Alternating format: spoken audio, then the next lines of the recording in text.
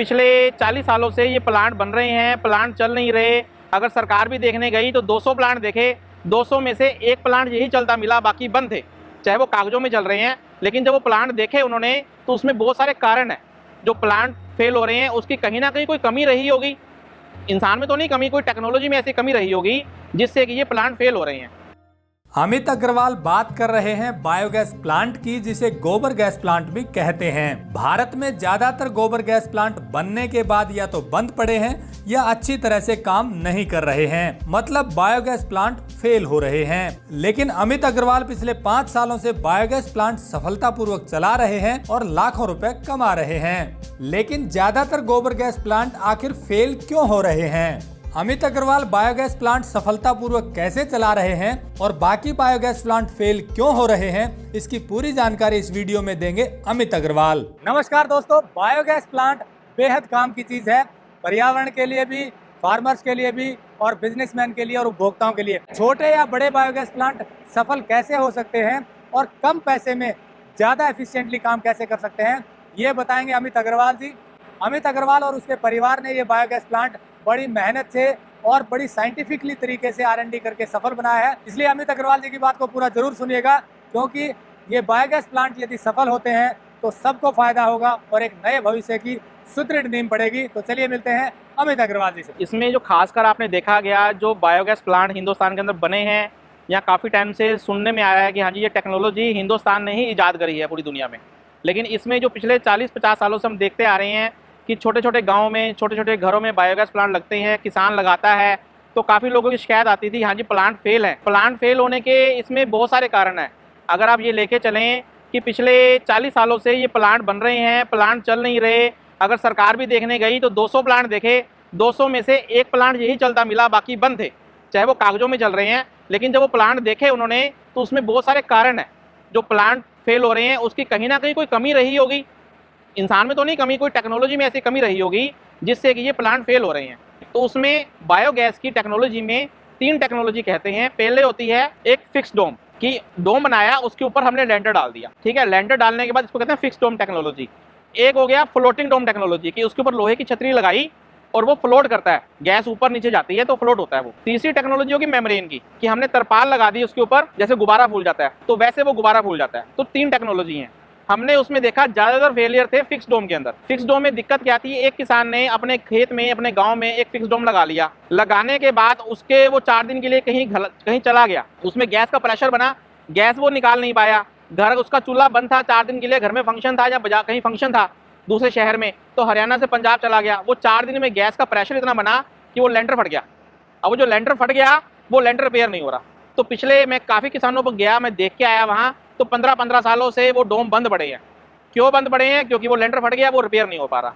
ऐसी मेम्ब्रेन है, जो मेम्ब्रेन लगाया वो 3-4 साल 5 सालों बाद वो बोदा हो जाता है।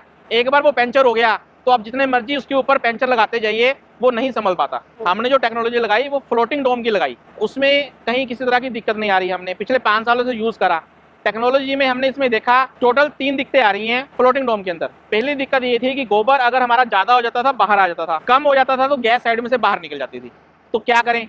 दूसरी प्रॉब्लम थी, इसके अंदर जब गोबर डालते रहते हैं तो एक स्कम ब्रेकर टेक्नोलॉजी होती है, ऊपर गोबर की इतनी मोटी लेयर जम जाएगी वो लेयर नहीं टूटती। तो उसके लिए स्कम ब्रेकर टेक्नोलॉजी हमने ईजाद करी 2018 के अंदर, उसको कहते हैं अमृत स्कम ब्रेकर टेक्नोलॉजी।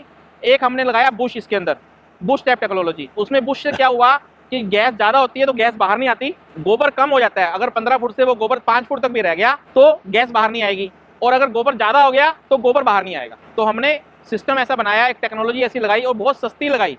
अगर वो बुश टैप टेक्नोलॉजी लगाएं हम तो हमारी सिर्फ वो 20,000 रुपये की टेक्नोलॉजी है। जो बुश टैप टेक्नोलॉजी है प्लस वो स्कम ब्रेकर टेक्नोलॉजी, दोनों टेक्नोलॉजी 20,000 रुपये की है सिर्फ।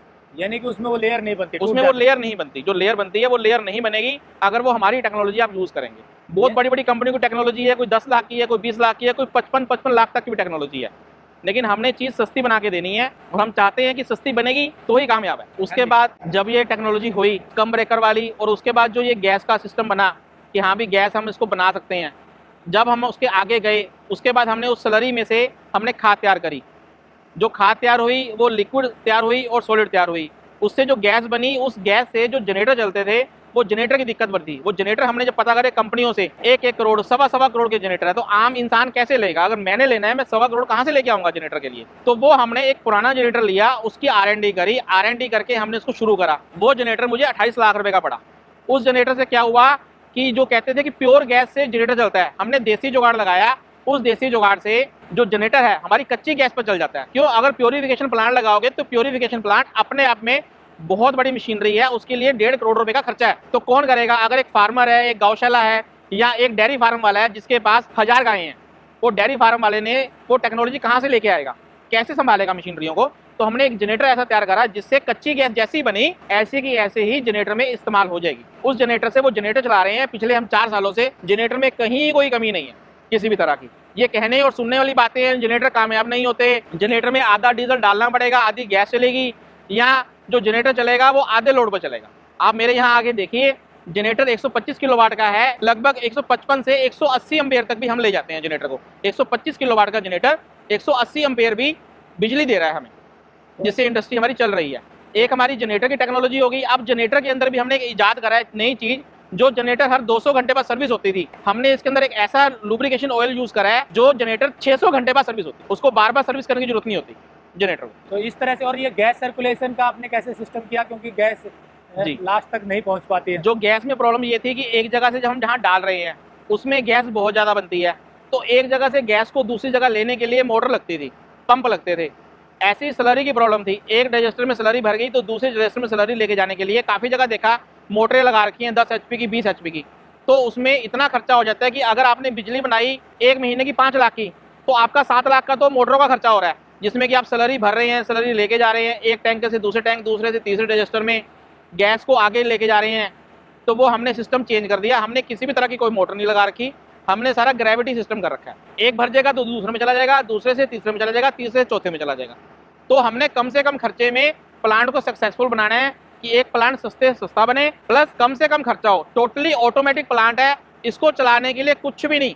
अगर आप एक प्लांट सिर्फ 2 दिन के लिए देख लोगे या 2 दिन के लिए चला लोगे तो सक्सेसफुल हो। आपको कुछ भी नहीं करना, आपने गोबर डाला, गैस अपने आप बनेगी, आपने कुछ नहीं डालना, आपने कोई ऐसा केमिकल नहीं डालना जिससे गैस बनेगी। गैस अपने आप भगवान उसमें बनाता है, जो गाय के गोबर में सबसे कम गैस बनती है।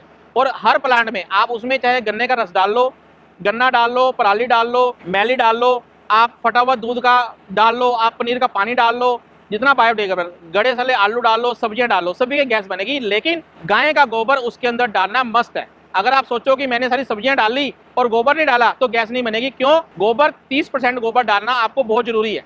गोबर के अंदर एक ऐसा बैक्टीरिया है जो बैक्टीरिया उसको खाता है, उससे वो गैस छोड़ता है और वो गैस निकलती है। अगर बैक्टीरिया ही नहीं होगा तो वो सड़ेगा कैसे उस चीज़ के लिए। तो गाय का गोबर 30% जरूरी है हर गौशाला के लिए। जितने भी फार्मर हैं, जैसे मैं अब कुलदीप जी से मिला, टेक्निकल फार्मिंग से हैं, आप उसमें आप डेयरी फार्म में आ जाइए। एक डेयरी फार्म वाला है जिसकी गायें 200 हैं या 300 गायें हैं, सपोज करें 300 गायें वाले की बिजली का खर्चा 1.5 लाख रुपये आता है, तो वो चाहे तो छोटा सा बायोगैस प्लांट लगाए, एक जनरेटर लगाए, उससे अपनी डेयरी फार्म का जो बिजली का बिल है वो खत्म हो जाएगा। उसके बाद उसकी खाद बिकेगी, उसकी इनकम जनरेट होएगी। उसके बाद अगर वो भी नहीं करना हो, सर्दियों में उसको दिक्कत आती है, तो वहाँ वो उससे हीटर चला सकता है उस बिजली से, जिससे कि वहाँ का वातावरण गर्म रहेगा और गर्मियों में उनसे पंखे चला सकता है। तो उसका बिजली का खर्चा टोटली बंद हो जाएगा, डिपेंडेंसी खत्म हो जाएगी। तो सरकार पर डिपेंडेंसी नहीं है, अपनी बिजली खुद बनाओ, अपना काम खुद करो, आपको बिजली की जरूरत नहीं है सरकार की। तो दोस्तों, जैसा अमित अग्रवाल जी ने बताया कि बायोगैस प्लांट चाहे छोटे हों या बड़े, सभी सफल हो सकते हैं, बस उसमें सही तकनीक की जरूरत है। और जितना बायोडिग्रेडेबल वेस्ट या गोबर उपलब्ध है उसी हिसाब से बायोगैस प्लांट डिजाइन करना चाहिए, यानी कि कितना इनपुट चाहिए। ये आप देखिए 800 क्यूबिक मीटर के 5 डाइजेस्टर हैं, 4 डोम लगे हुए हैं। इसमें रोजाना 8 ट्रेली गोबर की आती हैं और बाकी चीजें भी जो बायोडिग्रेडेबल है वो डलती हैं। पास में 4 गौशालाएं हैं। ये हरियाणा के करनाल जिले का कुंजपुरा गांव है। इन गौशालाओं में लगभग 4000 गाय हैं जिनका गोबर यहाँ रोज आता है और वो इन डाइजेस्टर में डलता है, जिससे गैस और खाद बनती है। तो जैसा बताया कि जितना गोबर उपलब्ध है, जितना बायोडिग्रेडेबल वेस्ट है, उसके हिसाब से बनवाइए। ये 3 करोड़ का प्लांट है और इस प्लांट ये वायबल है। इनकी जितनी बिजली बनती है, यानी कि 6 से 8 लाख की जैसा बताया बिजली यहाँ से बनती है। वो 8 लाख रुपए का जो बिल ये फैक्ट्री का बिल बिजली बोर्ड में देते थे, वही बिल अब ये यहाँ पर यूज करते हैं, वो देना नहीं पड़ता। और साथ में जो गोबर बेचते हैं उससे ये प्लांट फंक्शनल है, यानी कि उसका जो बाकी कॉस्ट है वो निकल जाती है। और 7 साल में ये बायोगैस प्लांट फ्री हो जाएगा। उसके बाद जितनी इनकम होगी वो उसकी होगी जो उसको चला रहा है। यानी कि यहाँ अमित अग्रवाल जी का ये 7 साल में फ्री हो जाएगा। नहीं तो वो बिजली लगातार जो बिल भर रहे थे वो वापस कभी नहीं आता, परंतु अब 7 साल में उसके बाद ये इनकम देना शुरू कर देगा और लाखों रुपए की इनकम हर महीने होगी।